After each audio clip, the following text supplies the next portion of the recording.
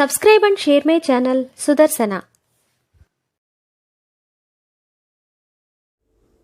ఓం శ్రీ లక్ష్మీ నృసింహ స్వామినే నమః. శ్రీ గురుభ్యో నమః.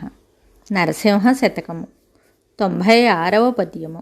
మధ్యావతారమై మడుగు లోపల జొచ్చి సోమకాసురు దృంచి చోద్యముగను దెచ్చి వేదములెల్ల దేవభూసురులకు మెచ్చి ఇచ్చితివీవు మేలునొంద నా వేదముల నీయ నాచార నిష్టల ననుభవించుచునుందురవని సురులు సకల పాపంబులు సమసిపోవునటంచు మనుజులందరూ నీదు మహిమ తెలిసి యుందురిటువంటి వారు నీయునికి తెలియు వారలకు వేగ మోక్షంబు వచ్చుననఘ భూషణ వికాస శ్రీధర్మపుర నివాస దుష్ట సంహార నరసింహ దురిత దూర.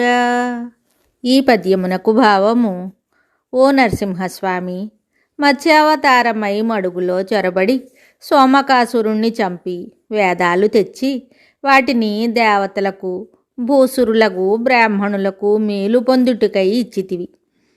వాటిని బ్రాహ్మణులు నియమనిష్టలతో అనుభవిస్తున్నారు.